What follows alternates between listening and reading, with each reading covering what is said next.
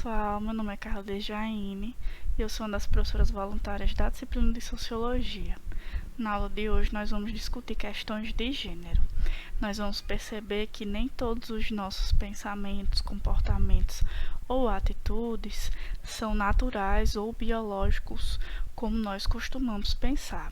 Na verdade, muitos deles são fruto de construções sociais, né? Eles são resultados de padrões culturais que foram ensinados, que foram aprendidos ao longo da nossa vida. Então, antes de entrarmos propriamente na discussão do conteúdo, eu vou apresentar alguns termos que são muito frequentes na discussão de gênero. Por esse motivo, é importante que a gente conheça o seu significado. Esses termos, eles têm uma profunda relação entre si e é muito comum que a gente confunda o seu uso. O primeiro desses termos é o machismo, que parte da negação da igualdade de direitos entre homens e mulheres. É a ideia de que os homens são superiores às mulheres. Existe no machismo uma supervalorização de características físicas, culturais e intelectuais associadas ao sexo masculino, em detrimento das características que são associadas ao sexo feminino. Quando nós dizemos isso é coisa de mulher, ou isso é coisa de uma mulherzinha, de uma forma pejorativa, nós estamos tendo uma atitude, uma fala machista. O segundo termo é o sexismo, que são atitudes discriminatórias que definem que tipos de costumes e que tipos de comportamentos devem ser respeitados e seguidos por cada sexo, por cada gênero. Quando eu digo que uma mulher não sabe dirigir, ou que a única coisa que uma mulher sabe pilotar é um fogão, eu estou tendo um posicionamento sexista porque eu estou dizendo que o costume de dirigir não é apropriado para mulheres. A misoginia, ela é diferente em relação aos outros dois na questão de profundidade, né? Um sentimento muito mais profundo do que o machismo e o sexismo, que diz respeito ao ódio ou desprezo a mulheres que não agem de acordo com o comportamento que julgam adequado. A misoginia pode se manifestar de várias formas diferentes, desde uma piada até a própria violência. O sistema patriarcal ou patriarcado é um modelo social centrado na figura masculina. Ele é responsável não só por difundir atitudes de opressão e dominação masculina, mas também de submissão feminina. Nos próximos slides nós vamos ver um exemplo de uma família patriarcal. O feminismo, o famoso feminismo, é um movimento social, intelectual e político que tem como objetivo a igualdade de gênero e não a superioridade de gênero.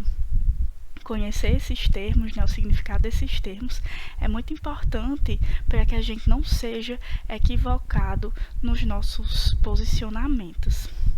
Mas afinal, o que é gênero? Gênero é um termo emprestado da gramática que foi incorporado pelos discursos feministas na década de 70 para se referir às diferenças que são construídas socialmente entre homens e mulheres, que podem variar de acordo com a cultura, e determinar o papel social que é atribuído a esses indivíduos. Então, eu não tenho como falar sobre gênero sem falar sobre papéis sociais, popularmente conhecidos como estereótipos, relações sociais que são baseadas na desigualdade, a violência simbólica e a dominação masculina e as conquistas das mulheres através dos movimentos feministas. Então, na primeira parte dessa aula, eu vou tratar dos papéis e relações sociais e na segunda parte a gente vai discutir violência simbólica e as conquistas das mulheres. Que são papéis sociais. Na nossa vida em sociedade, nós desempenhamos determinados papéis de acordo com aquilo que esperam da gente, né? Nós introjetamos, aprendemos algumas normas sociais que são próprias de cada situação e nos adequamos a elas. Estou querendo dizer que nós não temos vontades próprias? Não, eu estou dizendo que é claro que existem subjetividades e vontades que são minhas, mas existem também fatores sociais, fatores externos, por trás desses comportamentos, dessas vontades. Então, os papéis sociais, eles correspondem à expectativa que se tem de comportamento de determinados grupos de indivíduos. E para exemplificar que esses papéis sociais, eles não são naturais, eles são de fato construídos, eu trouxe esse exemplo para mostrar que desde antes do nosso nascimento já foi gerado uma expectativa, né? Já foi atribuído um papel para a gente. Não existe nenhuma lei biológica que afirme que haja uma preferência dos meninos pela cor azul e das meninas pela cor rosa.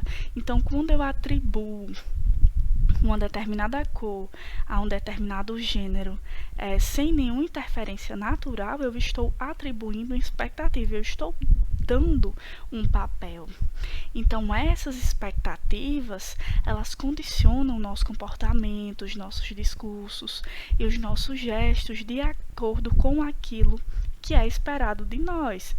Então, nós introjetamos a ideia de que toda mulher tem uma vontade natural, o dom natural de ser mãe. As mulheres são algumas, né, são biologicamente capazes de serem mães. Mas será que toda mulher ela nasceu com essa vontade de ser mãe ou foi uma coisa ensinada para ela desde a infância? Aqui nessa imagem nós temos um exemplo de uma criança, de uma menina alimentando a sua boneca, né? Nesta situação ela está desempenhando o papel de mãe. Então percebam que desde a nossa infância são atribuídos determinados papéis sociais para a gente. Então tudo que foge desses papéis sociais é julgado. A mulher que foge do papel de mãe, que não quer ser mãe, é julgada. Assim como os meninos que fazem determinadas atividades que são vistas como de meninas também são julgados.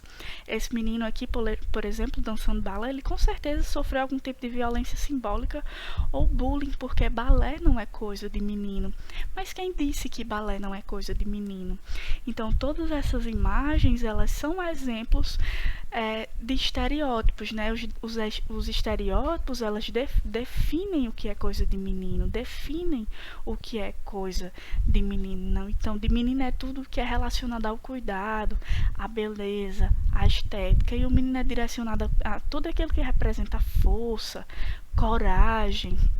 Então, esses papéis sociais, eles influenciam diretamente as nossas relações sociais.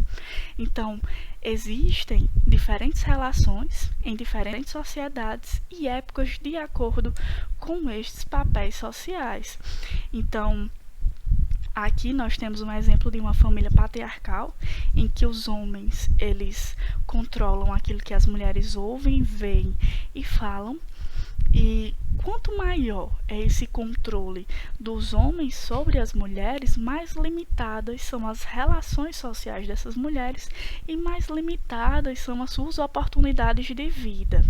Como eu falei, as relações elas são influenciadas pelos papéis sociais, determinam as oportunidades, direitos e funções dos indivíduos.